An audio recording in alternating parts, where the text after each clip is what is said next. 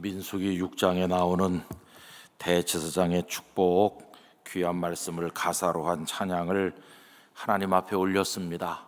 하나님께서 그 찬양을 들으시고 우리 성도님들에게 그 복으로 채워주시기를 간절히 기원합니다. 이미 우리는 하나님의 큰 복을 받고 있다고 생각합니다. 오늘 저녁이 경건하고 조용한 예배 자리에 앉아 있는 것만 해도 하나님의 놀라운 은혜입니다. 여러분, 지금 이 자리에 있고 싶지만 있지 못하는 성도들이 얼마나 많이 계실까요? 아직도 퇴근 못하신 분도 많을 것이고, 또 몸이 불편한 분들도 많을 것이고, 여러 사정에 따라서 하나님을 사모하지만 이 자리에 오시지 못한 분이 많습니다. 오늘 저녁에 이 자리에 나온 여러분들은 특별한 복을 받으셨어요. 하나님 앞에 감사하시기를 바랍니다. 지금 이 시간에도 우리 성도 중에 한 분은 폐 이식 수술을 받고 있는 중입니다. 숨을 못 쉬어서 거의 마지막에 도달했는데 공여자가 기적적으로 나타나서 누군가 세상을 떠나셨겠죠. 그래서 이제 6시부터 오늘 밤 한밤중까지 이어지는 그런 수술을 하나님 앞에 생명을 맡기고 받는 중입니다. 여러분, 그 집사님 생각을 하면 내가 이렇게 숨 쉬고 들이마시는 게 얼마나 큰 은혜인지 알 수 없어요. 우리가 원망 불평 많이 하지만 여러분, 하나님께 감사하면서 삽시다. 하나님 앞에 감사드리고 주어진 삶의 기쁨으로 살아가는 성도들 되시기를 바랍니다. 오늘부터 이제 북한을 생각하면서 우리가 북한 선교 대회를 시작하는 날인데, 내일 저녁에 광고 드린 것처럼 북한을 위한, 나라를 위한 기도회가 이 자리에 있습니다. 여러분들이 많이 오셔서 꼭 함께 마음을 모아 기도해 주시기를 부탁드립니다. 그리고 북한 그 선교 대회 여러 행사들 잘 보시고 적극적으로 참여하시고 기도해 주시면 고맙겠습니다. 방금 전에 부른 384장 찬송, 우리 한국교회 성도들이 가장 좋아하는 찬송가 5장 중에 하나라고 합니다. 나의 갈 길 다가도록 예수 인도하시니. 그래서 하나님께서, 우리 주님께서 우리 인생길 인도해 주시기를 바라기도 하고, 또 그렇게 되기를 믿기도 하고, 또 우리를 맡기기도 하고, 그러면서 우리의 한 번밖에 없는 인생을 걸어갑니다. 근데 우리가 그렇게 하는 이유가 뭘까요? 그것은 우리 노력으로 되지 않은 줄 알기 때문에, 그 다음에 또 앞일이 어떨는지를 모르기 때문에, 그래서 우리는 우리 주님께 다 맡기는 겁니다. 앞일을 알고 사는 사람은 한 사람도 없고, 또 앞일을 예측하는 사람조차도 그거에 대비해서 내가 이렇게 미리 준비하겠다 한다고 해서 그게 다 자기 힘으로 되는 게 아니거든요. 여러분, 우리 몸 하나도 우리 스스로가 제어하거나 다스릴 수가 없습니다. 아프고 싶어서 아픈 사람은 아무도 없는 것이고, 연약하고 싶어서 연약한 사람도 아무도 없을 거예요. 다 그냥 안팎이 튼실하길 원하지만은 그게 우리 한계죠. 그렇지 못한 것이. 그래서 우린 간절히 하나님께 우리 삶을 맡기는 겁니다. 그러면서 형통하다는 단어를 참 좋아해요. 방금 부른 찬송가도 형통한다는 가사가 들어있잖아요. 근데 여러분, 우리가 생각하는 의미의 형통은 하나도 왜곡되지 않고, 부족한 것도 없고, 잘못되는 것도 없고, 모든 게 반듯하게, 모든 게 충만하게, 모든 게 기쁨으로 이루어지는 거, 그런 걸 형통하다고 보통 생각하죠. 근데 우리가 성경을 읽어서 아는 것처럼 인생도 그렇고 한 나라도 그렇고 우리가 생각한 것처럼 되는 것은 아닙니다.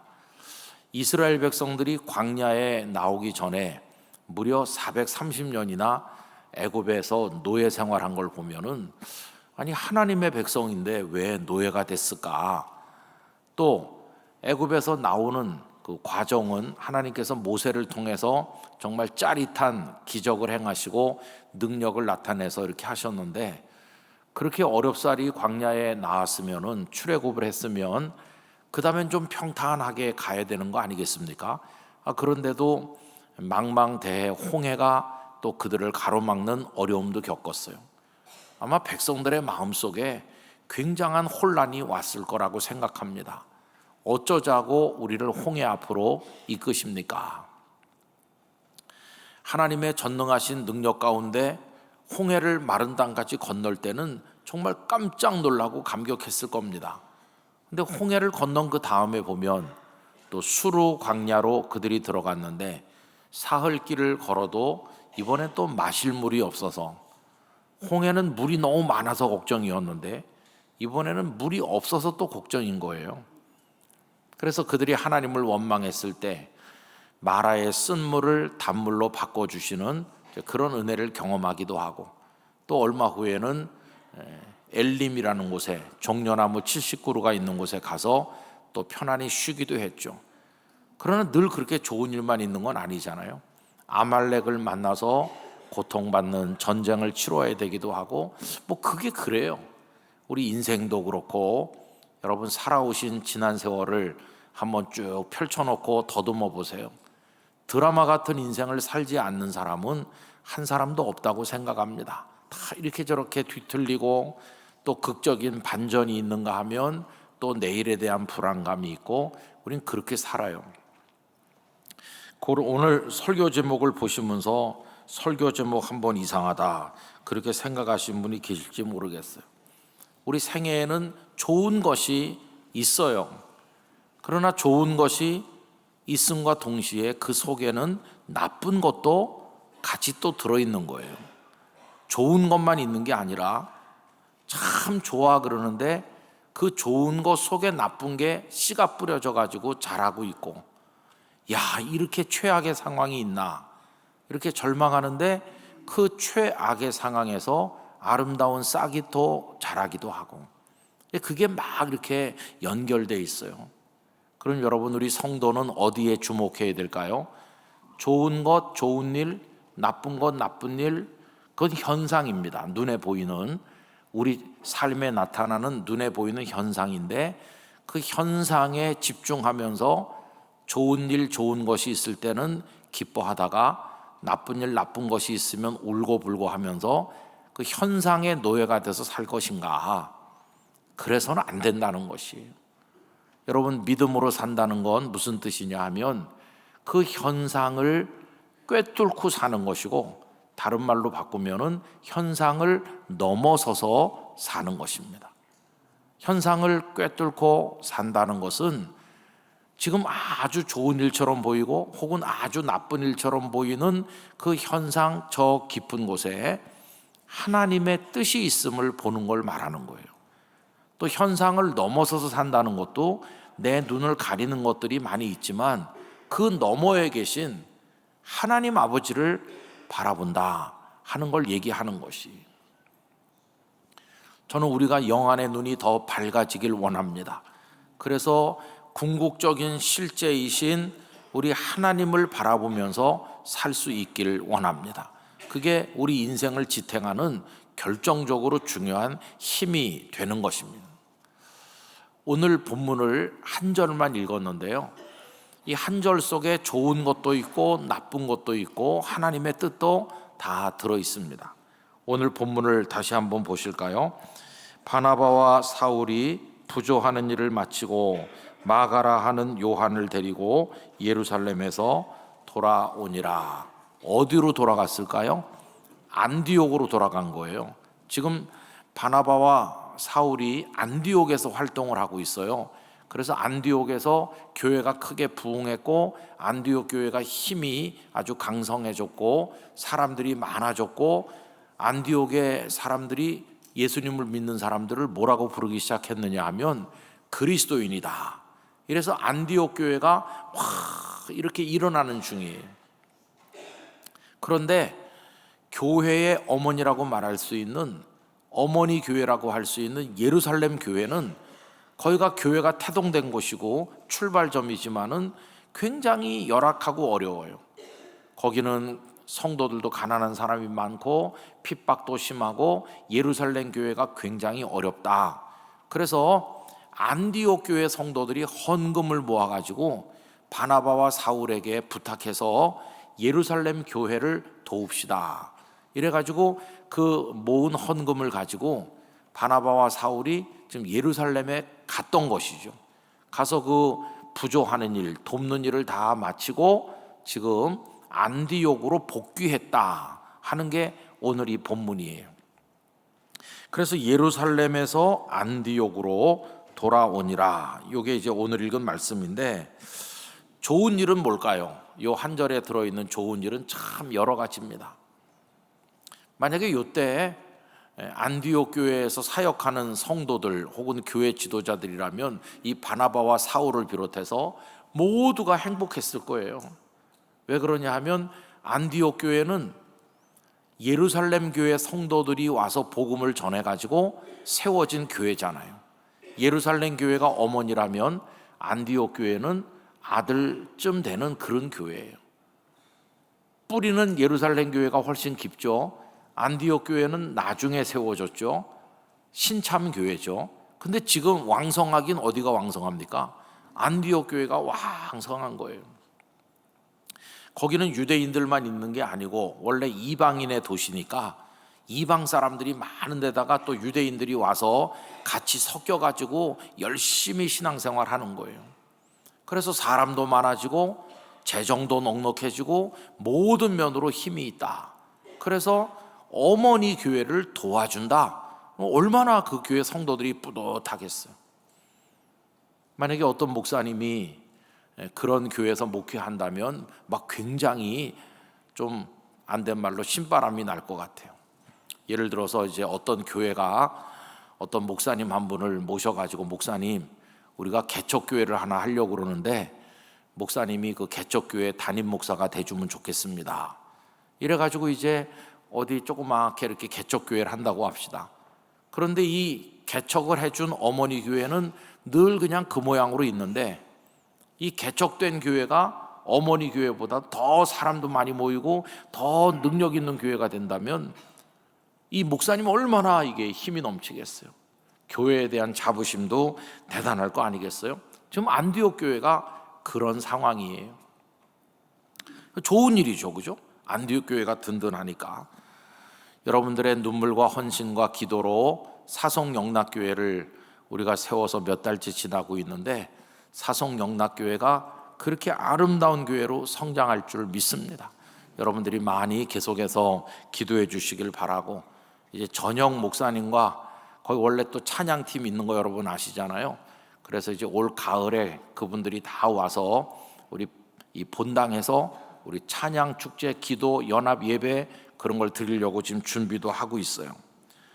자, 그 다음에 이제 성도들이 예루살렘 교회를 도웁시다 이렇게 누가 말했을 때, 거길 왜 도와요? 이렇게 반대하는 사람이 없는 거죠. 우리가 그분들에게 복음의 빚을 지고 있으니까 우리는 물질로 도웁시다. 그래가지고 마음이 하나가 된 거예요.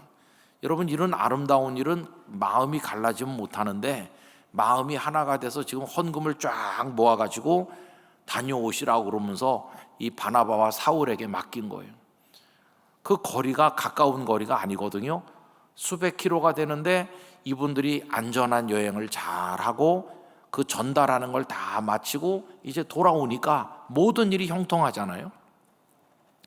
또 여러분, 여기 결정적으로 중요한 게 있습니다. 우리가 놓치면 안 되는 거. 그게 뭐냐 하면은, 이 예루살렘 교회는 유대인들의 교회잖아요. 그 다음에 안디옥 교회는 이방인이 중심이 된, 물론 그 지도자는 바나바와 사울 같은 유대인이긴 하지만 그 성도들의 태반이 다 이방 사람들이거든요. 여러분 아시잖아요. 유대인들하고 이방 사람들이 물과 기름 같다는 걸 아시잖아요. 그러니까 이방인들이 중심이 된 교회가 헌금을 모아서 유대인들이 있는 예루살렘 교회를 도울 때, 예루살렘 교회 유대인 성도들이 자존심 상해할 수도 있어요. 이방인 주제 이렇게 하면서 도움의 손길을 거절할 수도 있는 거예요. 그런데 이방인들이 유대인을 기꺼이 돕겠다고 나선 것도 아름다운 것이고, 예루살렘 교회가 유대인의 자존심을 다 내려놓고 이방인 교회가 도와주는 그 도움을 기쁨으로, 사랑으로 받아들인 것도, 이것도 놀라운 것이에요. 물론 그 과정에 하나님께서 이미 경험하게 하신 은혜가 있죠. 그게 뭐냐 하면, 이방인도 유대인도 똑같이 복음 안에서 주님의 사람이 된다 하는 것을 경험하게 하셨죠. 그걸 최초로 경험한 사람이 누굽니까? 베드로 사도죠. 베드로 사도가 이방인 고넬료의 집에 가서 말씀을 전했고 그 집에도 성령이 임하시는 걸 경험했잖아요. 그리고 돌아와서 예루살렘 교회 성도들에게 내가 놀라운 일을 경험했습니다. 이방인들에게도 성령님이 임하십니다. 이제 보니까 이 복음이 유대인인 우리들만 위한 것이 아니라 이방인들을 위한 것이기도 합니다. 주님 안에서 우린 다 같이 형제입니다. 이거를 미리 경험하게 하신 결과 이방인 교회가 부흥되는 걸 박수를 보낼 수 있게 되었고, 이방인 교회가 물질을 모아서 보내왔을 때 자존심 상한다고 거절하지 아니하고 받아들일 수 있었던 것이. 그래서 이제 유대인 공동체와 이방인 공동체가 우리 주님 안에서 사랑으로 하나가 되는 거죠. 이게 진정한 의미의 교회 연합이고 에큐메니칼이라고 말할 수 있어요. 여러분, 이렇게 이방인 교회와 유대인 교회가 영적 유대가 생기고 형제 의식이 생긴 결과 이제 나중에 우리가 보겠습니다마는 이방인들에게 복음 전하는 현실적 문제로 인해서 갈등이 일어났을 때 이방인들은 할례도 받지 않고 율법도 모르기 때문에 문제가 좀 됐을 때, 그때 사도행전 15장에 예루살렘에 다 교회 지도자들이 모여서 아주 중요한 결정을 하잖아요. 이방인들을 배려하는 결정을 하게 되는데 이게 다 축적된 영적 교제가 있었기 때문에 가능했던 일이다. 그런 의미에서 이건 아주 중요한 일이었다는 것을 알 수 있습니다. 또 오늘 본문에 보면 좋은 일이 있어요. 그게 뭐냐 하면 예루살렘에 갔던 이 바나바와 사울이 안디옥으로 돌아올 때 이분들이 누굴 또 데리고 돌아옵니까? 마가라고 하는 요한을 데리고 온다 이렇게 돼 있잖아요. 마가라 하는 요한을 데리고 왔다. 새로운 일꾼을 발탁한 거예요. 교회에 큰 힘이 될 새로운 인재를 발굴해가지고 그 사람을 데리고 돌아오니까 더 힘이 나는 거죠. 말하자면 안디옥 교회에 목사님이 한 사람 더 늘어나는 것처럼 새로운 일꾼을 데리고 돌아오니까 이게 감사한 거예요. 여러분, 마가 요한이 누굽니까? 우리가 흔히 마가의 다락방 하는데 그 다락방집 아들이 마가예요. 마가. 그 집 다락방인데 정확히 말하면 그 어머니 소유인 집이죠. 어머니 성함이 마리아인데 그 마리아가 다락방 딸린 큰 집을 가지고 있고 그 집 아들이 이 마가인 것이. 그럼 여러분, 우리가 이제 이렇게 상상을 해보면 예수님께서 제자들과 함께 수시로 들렸던 곳이다. 그리고 십자가 달리시기 전날 밤 제자들의 발을 씻긴 곳이 거기고 만찬을 답쓰시면서 그 성만찬을 최초로 행하신 곳이 바로 그 다락방이다 하면 그 심부름을 누가 했을까요? 마가가 많이 했을 것 같아요. 마가는 그때 아주 젊은 청년, 아니면 청년보다 나이가 더 적었을지도 모르는데 다락방에 수시로 올라다니면서 예수님과 제자들의 잔심부름도 하고 뭐 이런 거 저런 거 했을 것 같아요. 그렇기 때문에 마가는 예수님을 알고 있는 거죠. 예수님의 제자는 아니지만 예수 공동체의 그 12명의 제자들도 다 안면이 있고 알고 있는 거죠. 그래서 예수님이 거기서 식사가 끝나고 겟세마네 동산에 가셔서 거기서 붙잡혀서 십자가를 지시기 위해서 끌려가실 때, 여러분, 마가복음에 보면 참 이상한 구절이 하나 있는데 14장 51절, 한 청년이 벗은 몸에 배 혼니부를 두르고 예수를 따라가다가 무리에게 잡힘에 배 혼니부를 버리고 벗은 몸으로 도망하니라. 그런 구절이 나오잖아요. 누가 그러더라고, 이게 인류 최초의 스트리킹이라고. 근데 하여튼 배 혼잎을 두르고 따라가다가 그 벗어 던지고 도망친 누군지 이름은 밝히지 않았는데 이 젊은이가 누굴까? 많은 학자들이 마가복음을 기록한 마가 자신일 거라고 얘기하고 있습니다. 근데 이것도 참 이상한 거예요. 아니, 설령 그 배 혼니부를 버리고 도망친 사람이 마가 자신이라고 할 때 마가복음을 기록하면서 굳이 그걸 왜 거기다 썼겠어요? 마가가 배 혼잎을 벗어던지고 도망간 거 그거 깊이 묵상하다가 은혜 받았다. 나도 배 혼잎을 버리고 도망가야지. 뭐 그게 이런 규절이 왜 있어야 되는 건지 이해가 안 가잖아요. 그래서 많은 학자들 중에 이게 마가가 틀림없을 거다 그러면서 굳이 그게 그 속에 들어있는 이유는 자기의 부끄러운 고백이라고 얘기하는 거예요. 마가가 마가복음을 기록할 때는 이 젊은이 때가 아니거든요. 세월이 많이 지난 다음에 교회가 존경하는 영적 지도자가 된 다음이거든요. 모든 사람이 저 마가네 집 다락방에서 우리 예수님이 말씀하셨고 만찬을 행하셨고, 야, 마가는 그런 사람이야, 그 예수님을 눈으로 본 사람이야, 그러면서 다 마가를 소중하게 여기고 우러러 볼 때, 그때 성령의 감동으로 마가복음을 기록하면서 마가가 나 그렇게 훌륭한 사람 아닙니다, 내가 얼마나 형편없는 사람이었느냐 하면 그때 내가 벌거벗고 도망갔던 사람입니다, 그거예요, 그거.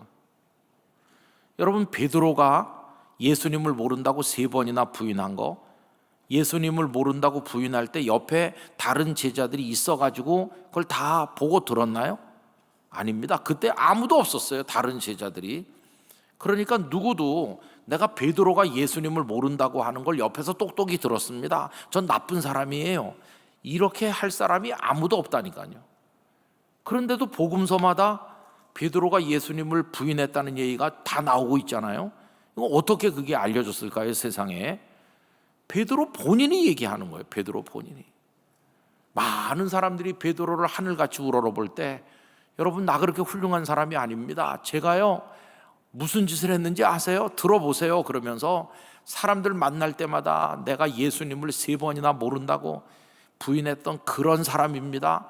베드로 본인이 고백을 했기 때문에 알려진 얘기지, 누가 그걸 캐내가지고 뒷조사를 해서 알아낸 게 아니라는. 마가도 똑같아요. 마가복음을 기록할 때 배혼잎을 벗어던지고 도망간 얘기 굳이 쓸 필요가 없는데, 거기 들어있는 이유는 여러분들이 나를 대단한 사람으로 생각하지만 저 형편없는 사람이었습니다, 저 그런 사람이었습니다. 그런데 지금 그런 내가 복음을 위해 살게 된 거, 이게 하나님의 은혜입니다. 여러분들도 지금은 연약하지만, 지금은 부족하지만 하나님의 은혜가 임하면 놀라운 하나님의 사람이 될 수 있습니다. 그렇게 격려하기 위해서 베드로도 그렇고 마가도 그렇고 다 자기 고백적인 그런 글을 쓰기도 하고 사람들에게 이야기도 했다 하는 걸 알 수 있어요. 그런 마가가 이제 여기 등장하는 거예요. 그래서 바나바와 사울이 예루살렘에 갔다가 그 마가네 집이, 그 다락방이 예루살렘에 있으니까 가서 이 사람 저 사람 쭉 만났겠죠. 그러다가 이 두 분이 우린 안디옥으로 돌아갑니다 하니까 마가가 나섰겠죠. 저 좀 따라가면 안 되겠냐고. 그리고 나중에 보면은 이 바나바하고 마가가요 남남이 아니에요. 나중에 보면 이 바나바와 마가는 생질 조카 사이라고 돼 있어요. 그러니까 이렇게 친족이기도 해요. 그러니까 마가가 자기 어머니한테 허락을 받았겠죠. 좀 안디옥에 가보고 싶다고. 이분들 따라서 저도 안디옥에 가서 예수님의 복음을 위해서 살고 싶습니다. 그럼 뭐 집안에서도 그렇게 하라고 그러고 본인도 하고 싶어 했을 것이고, 바나바와 사울도 새로운 일꾼이 생기니까 기뻐했겠죠. 이게 다 좋은 일이에요, 좋은 것. 그러니까 안디옥 교회 성도들이 교회가 부흥한 것도 좋은 일, 헌금을 모아서 도울 수 있는 마음으로 하나가 된 것도 좋은 일, 가서 전달했을 때 예루살렘 교회가 거절하지 않고 받은 것도 좋은 일, 두루두루 교회가 이렇게 연합하는 것도 좋은 일, 돌아올 때 새로운 인재를 발굴해가지고 돌아오게 된 것도 좋은 일.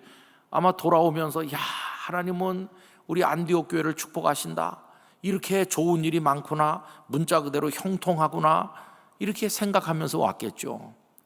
근데 여러분, 좋은 것만 있는 건 아니에요.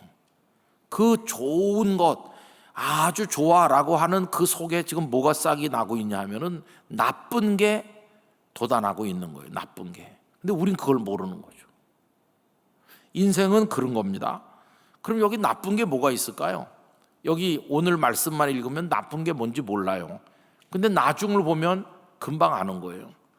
여러분 13장에 넘어가 보면 드디어 이 바나바와 사울이 1차 전도 여행을 떠나는 얘기가 나옵니다. 안디옥 교회가 성령님의 지시를 따라서 이 두 분에게 기도하고 이 두 분을 선교사처럼 파송하잖아요.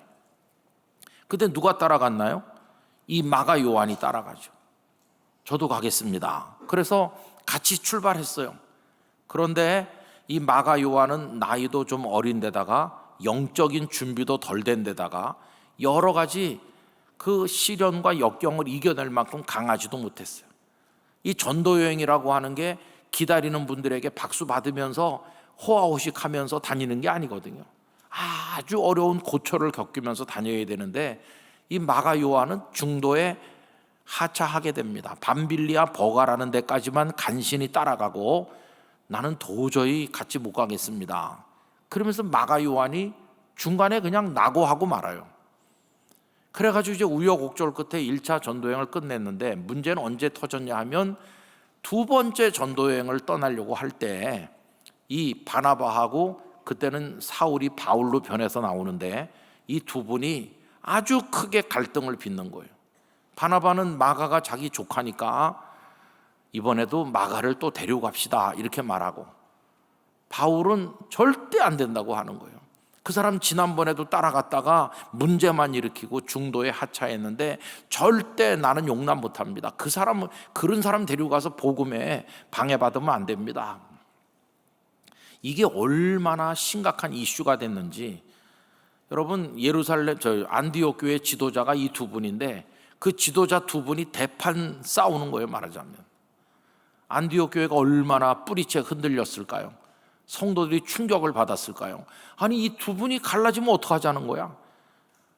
아마 안디옥 교회 성도들이 느꼈을 그 충격, 어떻게 저 두 분이 저러지?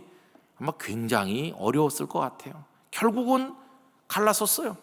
그래서 바나바는 마가를 데리고 따로 가시고 이 바울은 동행이 필요하니까 실라라고 하는 새로운 사람 한 사람을 발굴해 가지고 2차 전도여행부터는 바울과 실라 이렇게 한 팀이 된 거죠. 이거 보면 마가가 무슨 역할을 합니까? 불화를 일으키는 갈등의 씨앗이 된 거예요. 사람들이 말했겠죠. 예루살렘에 그 부조하러 갔다가 괜히 데려왔어 저 사람. 저 사람 데려다가지고 우리 안디옥 교회에 싸움만 벌어지지 않느냐, 우리가 존경하는 바나바와 바울이 갈라지지 않았느냐. 그러니까 오늘 읽은 이 12장 맨 끝에 나오는 한 절 말씀 속에는 불씨도 들어있는 거. 불씨 확 다 태울 것 같은 아주 위험한 불씨도 이 속에 들어있어요. 예루살렘에서 돌아올 때만 해도 모든 게 형통한 것 같고 좋아 그러면서 돌아왔는데 그 좋은 것 속에 아주 나쁜 것이 지금 싹트고 자라고 있다가 13장에 가면 그게 정체를 드러내는 거죠. 여러분 이게 우리들의 삶이라는 것을 알 수 있어요. 100% 좋기만 한 일이 있을까? 100% 좋기만 한 일은 없습니다. 지금은 100% 좋은 것 같은데 그 좋은 것 속에 나중에 나에게 고통이 될 것이 자라나고 있는 것이고, 여러분 결혼하는 것도 그래요. 제가 주례를 부탁하면서 오는 젊은이들에게 이렇게 말하곤 해요. 결혼하려고 할 때가 좋은 거라고. 막 하려고 쫓아다닐 때. 근데 막상 해보면 이게 아닌데 그런 생각도 들 거예요. 결혼 생활이라고 하는 게 행복으로만 차 있는 건 아니잖아요. 그 속에 얼마나 아픔도 있고 결혼한 걸 후회하게 만드는 그런 눈물도 얼마나 많습니까? 세상 일이 다 그래요. 교회도 똑같습니다. 어떤 교회 목회하시던 목사님이 은퇴하셔요. 근데 그 목사님은 연세가 많으니까 목회를 옛날식 목회를 하는 거예요. 구수하게 하시지만은 세련되지도 못했고, 그 목사님은 뭐 공부를 많이 한 분도 아니고 그죠? 딱 목사 되는데 필요한 공부만 하셨지. 그래서 목사님 뭐 이렇게 견문이 넓은 것도 아니시고, 우리 목사님은 참 사랑은 많긴 한데 좀 아쉬워. 조금 더 좀 세련되고 뭐 좀 그러면 좋은데 옛날식 목회를 하신다. 옛날식 목회. 그래서 좋긴 좋지만 좀 늘 아쉬움이 있다가 그 목사님이 딱 은퇴하는 거예요. 그러면 이제 성도들은 요 다음번에 오시는 목사님은 좀 이미지가 반대인 분으로 해보자. 좀 반짝반짝하는 아이디어도 많으시고 좀 세련되고 그리고 좀 우리 교회를 새롭게 업그레이드 할 수 있는 그런 목사님이 오시면 좋겠어요. 다 그런 거죠. 그래갖고 이제 이미지가 좀 많이 다른, 그리고 아주 샤프하고 좀 반짝반짝하는 아이디어가 있는 그런 목사님을 모셔오는 겁니다. 근데 모셔와 보니 좀 지나 보니 어떤 일이 있을까요? 구관이 명관이었네. 그런 일이 많이 있는 거예요. 부산에 실제로 그런 교회가 있어요. 그 목사님은 6.25 때 호적이 잘못돼 가지고 실제로는 70이 안 되셨는데 호적으로는 70이 벌써 된 거예요. 우리 교단은 호적상 70세 될 때까지만 하잖아요. 근데 성도들은 그 목사님 실제로는 아직 연세가 남아있다는 걸 알아요. 그때가 한 18년인가 19년인가 목회하셨어요. 성도들이 목사님 붙들고 얘기했습니다. 목사님, 실제 나이가 중요하지 그 뭐 잘못된 호적이 뭐가 중요합니까? 아직도 목사님 몇 년 더 할 수 있고 몇 년 더 하시면 우리 교회 원로 목사님이 될 수 20년 지나면 원로 목사 제도가 있잖아요. 그러니까 목사님 떠나지 마시고 이거 호적을 정정해서 법원에 가가지고 원래 그대로 해가지고 계속 우리 교회를 더 목회해 주세요. 이렇게 다 장로님들도 그러고. 근데 그 목사님은 뭐 내가 지금까지 그 호적대로 학교도 입학하고 그 호적대로 살았는데 굳이 뭐 그렇게 할 필요가 있느냐고. 그래서 아쉽게 그 교회를 딱 그만큼만 하시고 은퇴하셨어요. 그 목사님 복음의 열정이 대단해요. 그분은 옛날식 목회를 했기 때문에 진짜 세련된 분은 아니세요. 근데 제가 부산에서 만난 선배님들 중에 가장 제가 존경하는 분 중에 한 분이에요. 욕심도 없으시고 마음이 맑고 얼마나 사람들을 사랑했는지. 그 목사님 그 교회를 사임하고 떠나는 날 안 믿는 사람들이 더 많이 왔어요. 그 동네 안 믿는 동네 주민들이 저 목사님이 우리 아버지 돌아가셨을 때 수의 입혀줬다 그런. 그래서 안 믿는 동네 주민들이 더 많이 나와서 목사님 가는 걸 섭섭해했어요. 그리고 그 목사님은 그걸로 목회를 끝낸 게 아니고 이제 자유로운 몸이 됐기 때문에 저 경기도 어디 일원에 와서 개척교회를 또 하셨어요. 그 목사님 혼자서 개척을 했더니 몇 년 지나니까 또 200~300명 모이는 교회가 됐어요. 또 그걸 또 다른 목사님에게 넘겨주고 그런 교회를 2개나 세우셨어요. 돌아가시기 전까지. 복음을 위해 헌신하신 정말 귀한 목사님이세요.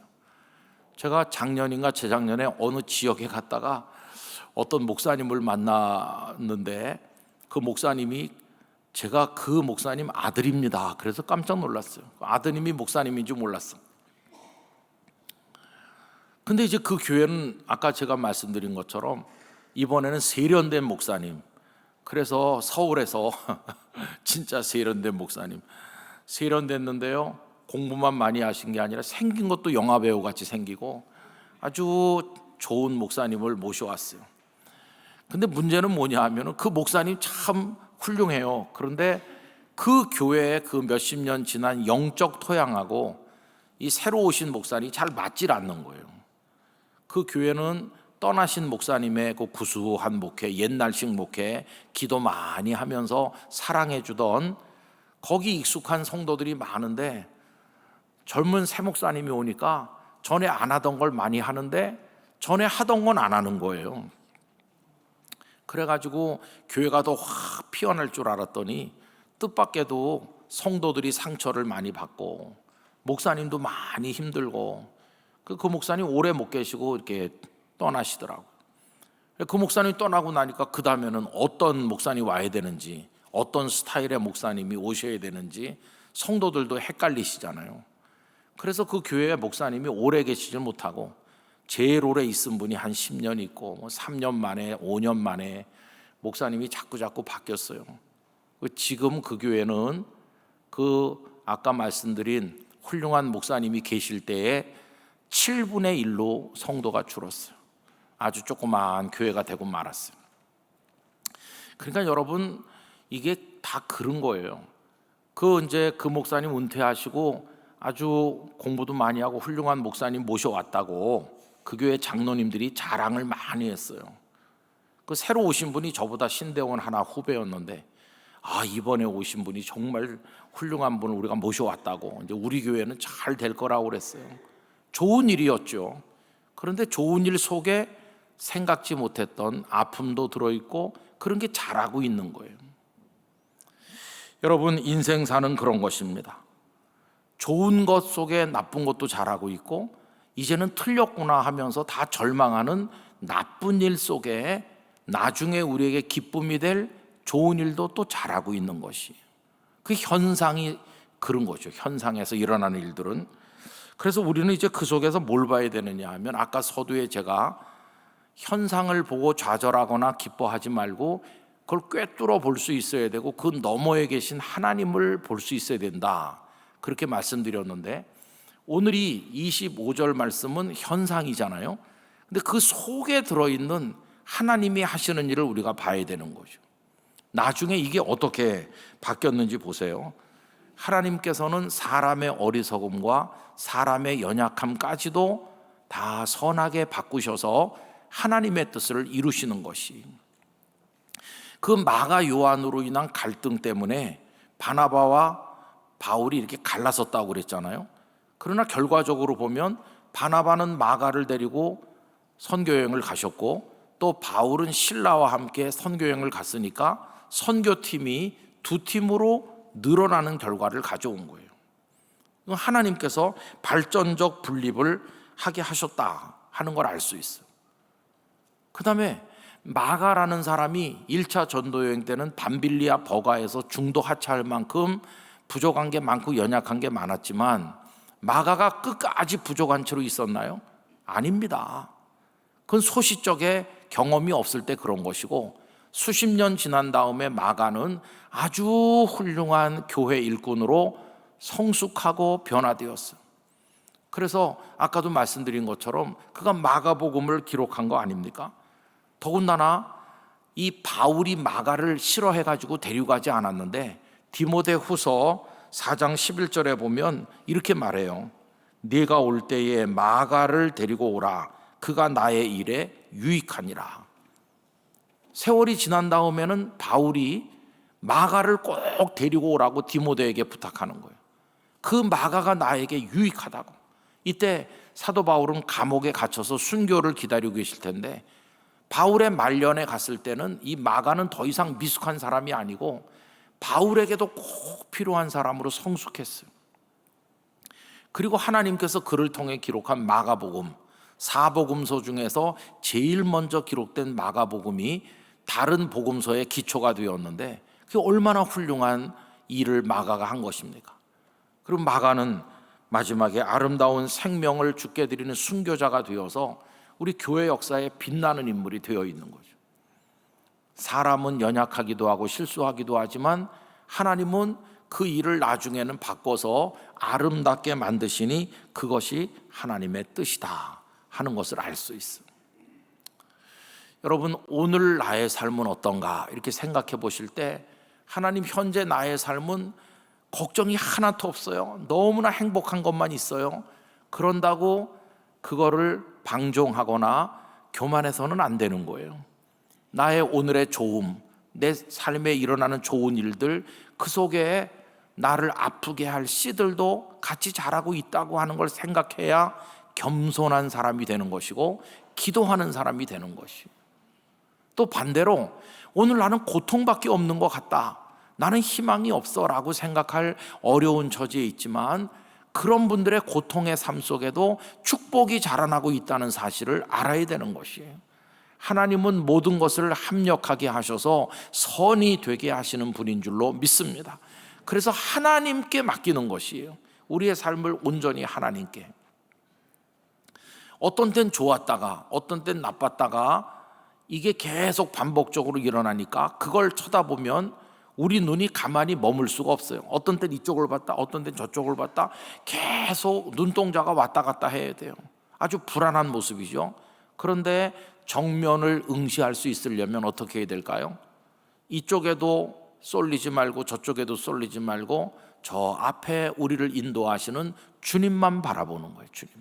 주님께로 모든 초점이 모아지게 될 때 우리의 눈길은 안정되는 것이고 우리의 마음이 평온해지는 것이. 좋은 일이 있다고 교만할 필요가 없어요. 어려운 일이 있다고 주저앉을 필요도 없어요. 왜냐하면 그것들은 다 변수에 불과한 것이고 우리의 인생과 우리의 신앙에 있어서 변치 않는 상수는 우리 주님이시니까 나는 그 주님만 바라본다. 주님은 모든 일을 고르게 만드셔서 주님의 뜻을 이루실 것이고 아름답게 하실 줄 믿습니다. 그게 우리의 믿음의 고백인 것이. 여러분, 한경직 목사님도 그런 난처한 지경을 많이 만나셨어요. 제가 얼마 전에 한 목사님의 나의 감사라는 책을 또 다시 읽었다 하는 말씀을 드린 적이 있는데, 거기 보면 이런 얘기가 나옵니다. 이제 목사님 신의주에서 목회를 하시면서 존경을 많이 받고 그러실 때인데, 거기 신의주에 삼일교회라는 교회가 있었는데요, 목사님이 교회를 떠나시게 됐어요. 그러니까 목회자가 없잖아요. 그러니까 그분들이 한경직 목사님을 찾아와서 목사님께서 좋은 분을 한 분 우리 교회에 천거해 주십시오. 그래서 목사님이 깊이 고민도 되고 기도 제목이 되셨다고 그래요. 그래서 누구를 삼일교회에 추천하면 좋을까 이렇게 할 때 딱 한 사람이 떠올랐는데, 이분이 아직은 목사 안수를 받지 않았어요. 그래서 그 교회에다가 아직 목사 안수를 못 받고 전도사님이신데 이제 곧 목사님이 되실 분인데 어떠세요? 그러니까 그 교회에서 좋다고 그랬어요. 목사님이 추천해 주시는 분이면 좋습니다. 이제 곧 목사가 되실 분이라고 하니까 아무 문제 없습니다. 근데 그 추천받으신 분은 일본에서 공부하고 또 일본에 유학으로 온 어떤 그 여성과 결혼해서 그분이 사모님이 됐는데, 그 사모님도 일본서 의학 공부를 하셨고 아주 훌륭해요. 그 이제 두 분이 결혼하고 이제 귀국을 해가지고 이제 그 삼일교회 목회자가 된 거예요. 그 삼일교회 성도들은 기대가 굉장히 컸다고 그래요. 왜 그러냐면 한경직 목사님이 추천했으니까. 한경직 목사님이 추천했으면 틀림없이 좋은 분일 거야, 이렇게 기대를 했는데, 그분이 부임해가지고 목회를 하면서 큰 문제가 생긴 거예요. 왜 그러냐면 이분이 일본에서 오랫동안 공부를 해서 그런지 왜 그런지 우리말로 이렇게 설교하는 게 좀 서툰 거예요. 우리말로 설교하는 게 듣기가 힘들 만큼 서툴고, 그 다음에 성격적인 건지 왜 그런지 소통이 또 좀 잘 안 되고 여러 가지 그런 자잘한 문제들이 생겼어요. 그래서 삼일교회 성도들이 이번에 화가 나서 찾아온 거예요. 아니 목사님, 어떻게 우리 교회 그런 사람을 추천해 줄 수 있습니까? 목사님이 추천했으니까 목사님이 해결해 주세요. 한 목사님이 큰 고민이 생긴 거예요. 그래서 이 목사님이 하나님 앞에 깊이 기도했대요. 하나님, 어떻게 하면 좋습니까? 내 나름대로 기도하고 추천했는데 그 교회가 이렇게 어려움을 겪고 있으니 이걸 어떻게 해결하면 좋겠습니까? 참 난감하겠죠. 그래서 목사님이 고민하고 기도하시다가 내가 해결하는 수밖에 없겠다. 그래서 이제 장로님들을 모이시게 했대요. 목사님 목회하는 신의주 제2교회 장로님들을 모셔가지고 다 얘기를 했대요. 제가 이 삼일교회 교역자를 추천했는데 이렇게 저렇게 됐습니다. 근데 목사님 그 얘기를 왜 우리한테 하십니까? 그래서 그 교회가 해결하라고 그러는데 해결할 방법이 없어서 제가 생각해낸 거는 그 전도사님을 우리 교회로 데려오는 겁니다. 이제 거기 담임 목회자인데 그분을 우리 교회 부교역자로 우리 교회로 모셔다가 우리 교회에서 일하게 하는 겁니다. 그게 제가 생각한 해결 방안입니다. 그러니까 다 하나같이 반대하더라는 거예요. 아니 목사님, 그 교회에서도 잘 안 돼가지고 지금 문제가 된 분을 우리 교회에 모셔와가지고 뭘 어떻게 하자고 하는 겁니까? 훌륭한 분을 모셔와도 시원치 않은 판에 잘 못한다는 분을 모셔와가지고 어떻게 하려고, 다 반대하는 게 당연하겠죠. 그래서 목사님이 간곡하게 부탁하고 설득했대요. 거기는 그분이 담임 목회를 하지만 우리 교회는 내가 담임 목회를 하고 그분은 날 돕는 이제 부교역자가 될 거니까 그래서 장로님들이 너그럽게 생각하시고 그렇게 이해해달라 이렇게 하니까 이제 목사님이 계속 그렇게 부탁하니까 그럼 목사님만 괜찮으시다면 그렇게 해보시라고. 그래서 이제 그분을 이제 신의주 제2교회로 모시고 온 거예요. 그리고 이제 한 목사님과 같이 지내면서 이제 시간이 지날 거 아닙니까? 그러니까 이 목사님이 점점 우리말로 설교하는 데도 익숙해지고 여러 가지 면으로 이제 변화되고 성숙했죠. 시간이 지난 다음엔 이분이 아주 훌륭한 목사님이 된 거예요.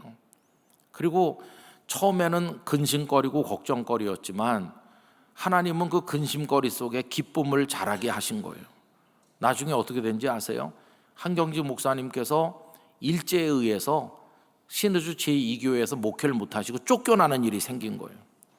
쫓겨나신 다음에 목사님은 보리논에만 이제 올인해 계시다가 남쪽으로 오셔서 우리 영락교회를 세우신 건데, 목사님이 갑자기 신의주 제2교회에서 쫓겨나니까 신의주 제2교회를 누가 그 목회를 하면 되겠습니까? 성도가 상당히 많은 그 교회를. 그때 그 신의주 제2교회를 물려받아 가지고 멋있게 목회를 잘 이어나간 사람이 바로 그분이에요. 그분. 부족함이 많아서 삼일교회에서 모셔왔던 그분이, 한 목사님이 그 교회에서 나가시게 된 다음에 그 성도들이 요동하지 않도록 잘 목회를 하신 분이 바로 그 김관주 목사님이세요. 김관주 목사님. 나중엔 설교 잘하는 목사님이 됐고 얼마나 아름답게 변화됐는지 몰라요. 그리고 그 김관주 목사님의 아들이 누구냐 하면은 김명혁 목사님인 거예요. 그 김관주 목사님은 순교자가 되셨고요. 그 아들 김명혁 목사님은 그 아버지가 갇혀 있을 때 가니까 김명혁 목사님에게 그 아버지 목사님이 너 무조건 남쪽으로 가라. 여기 있으면 안 된다. 그래서 제가 정확히 기억 못하지만 한 10살, 김명혁 목사님 한 10살 됐을 거예요. 아주 어린 나이에 감옥에서 아버지 만난 게 마지막이래요. 그러고는 그분이 아버지 말씀에 순종해서 예수님 믿겠다는, 예수님을 자유롭게 믿겠다는 그 소원 하나를 가지고 아는 사람 하나도 없는 이 남쪽에 내려오신 거죠. 고생을 얼마나 많이 하셨겠어요. 하나님께서 그분에게 지혜와 명철을 주셔서 그렇게 고아나 다름없이 남쪽에서 고생하면서도 그 목사님은 서울대학교를 졸업하셨고 미국에 가서 박사님이 되셨고 훌륭한 목사님이 되셔서 신학대학교에서도 가르치기도 하시고 또 목회도 하시다가 은퇴하셨거든요. 그 남한산성 우거초로 한경직 목사님을 제일 많이 찾아오니까 그 김명영 목사님이에요. 왜냐하면 아버지 목사님을 그렇게 키워주시고 했던 김명영 목사님을 제가 몇 번 만났는데 얼마나 한경직 목사님 말씀을 많이 하던지. 그 김명영 목사님이 작년에 하나님의 부르심을 받으셨어요. 그 목사님이 연세가 90이 넘어가시는 나이가 됐는데 한 90 되셨을 거예요. 근데 그 연세에도 운전하시면서 깡시골 교회에서라도 어디서든지 요청하면 가서 말씀 전해주시고 그렇게 하셨는데, 강원도 쪽에 가시다가 교통사고가 나갔고 우리 김명영 목사님 하늘나라 가셨어요. 그 김명영 목사님은 그 어거스틴 연구가로 우리나라의 최고였고 학자로서도 설교자로서도, 여러분들이 김명영 목사님을 검색해보면 그분의 설교가 인터넷에도 군데군데 많이 있어요. 결국 그 아버지 김관주 목사님, 그 아들 김명영 목사님, 한경직 목사님과 다 이렇게 대를 이어서 연결되어 있는 아름다운 이야기인 것이죠. 여러분, 저는 그 나의 감사 그 책 속에 있는 그 얘기를 읽으면서 야, 그래, 한경직 목사님 같이 훌륭한 분도 누구를 추천했는데 그 교회에서 도로 데려가라고 하는 그런 어려움을 겪었구나. 얼마나 근심됐을까. 그래서 그 신의주 제2교회로 모셔왔을 때만 해도 장로님들이 걱정하고 다 걱정했는데 나중엔 그분이 훌륭한 분이 돼가지고 그 교회 담임 목사가 돼서 하게 될 줄 누가 알았겠어요. 하나님은 미숙함 속에 성숙이 자라게 하시고 슬픔 속에 기쁨이 자라게 하시고 고난 속에 승리가 자라게 하시는 거죠. 예수님이 십자가에 달려 죽으실 때 다 끝났나 했더니 그 죽음 속에 부활이 싹트고 있는 것이죠. 여러분, 그걸 이루시는 분은 하나님 아버지세요. 절대로 우린 절망하면 안 돼요. 북한 동포 사랑 기도회를 오늘 모이는데 저 북한은 지금 희망이 없는 것 같이 보이잖아요. 그러나 우리가 왜 기도하는 것입니까?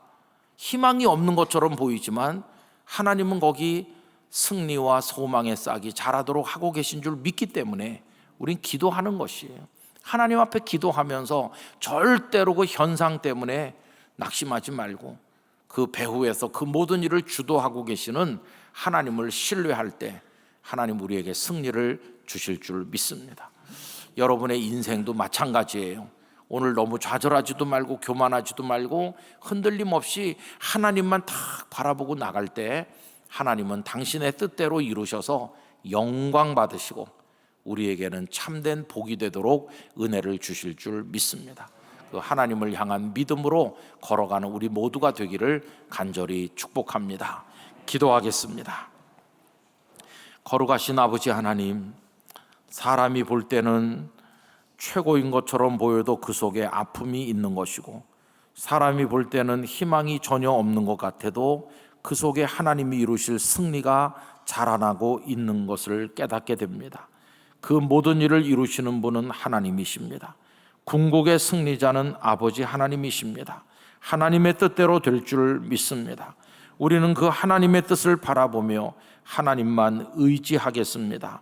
하나님께만 시선을 두겠습니다. 끝까지 하나님만 바라보며 나가겠습니다. 주여, 저희를 긍휼히 여겨 주시옵소서. 예수님의 이름으로 기도하옵나이다. 아멘.